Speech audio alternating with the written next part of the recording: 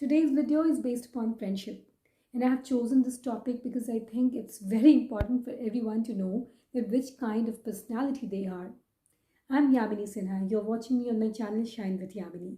I try to improve your communication skills and I try to bring about positive changes in your personality. So I'm a personality development coach and a communication coach.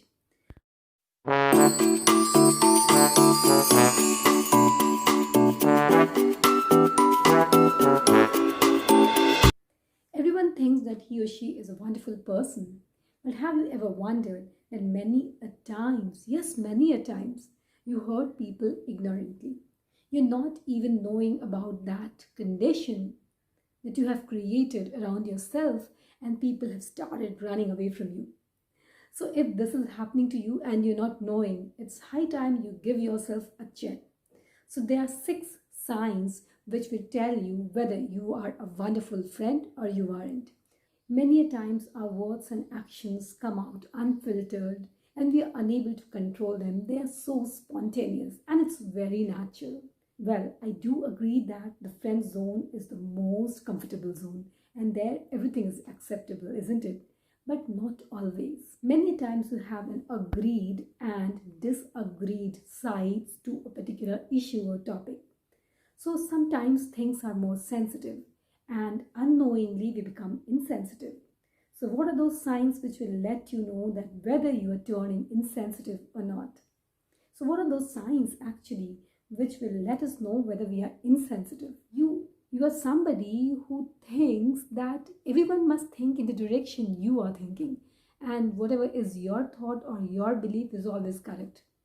So if someone is not agreeing to your points, you just stay away from that person or either you don't like them.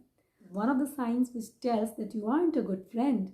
Had you been a good friend, you would have accepted their opinions. Second one is that you take friends as entertainment gadgets because wherever they need you, you're not available. But when you need them, you expect them to be available for you. And you just like to hang out with them and have fun and all sorts of things. But when they need you, you are unavailable or either you're busy, too busy. Okay. Third one is that you are in the habit of talking at the back of people. You call yourself a friend of somebody and you're talking in his or her absence. And that is something really very bad and which is not at all tolerable. Remember, your friends are knowing about this habit of yours. Do you think that they don't know? You're incorrect. They know about this habit. And people get to know about such things very well. What else? You talk negative things about the person in their absence. This is absolutely not accepted. And the fourth point was that you always want to win over an argument. So if you're really a good friend, you won't try to win over an argument. You will just let things go. So if this is not in your habit, you are not a good friend. Number 5.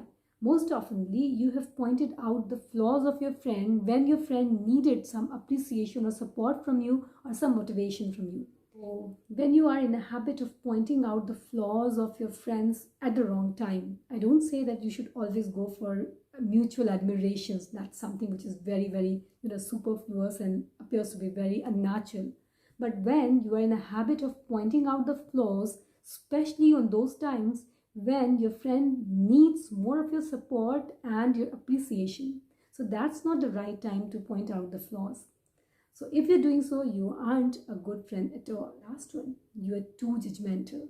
Many times, if you are judging your friends just because of their likes, preferences, tastes, etc., then you're not the right friend for them. So remember, these are some of the very, very important things which should be kept in your mind so as to develop your personality, because you aren't a wonderful friend, you aren't a wonderful person either. Okay? Bye bye. Take care.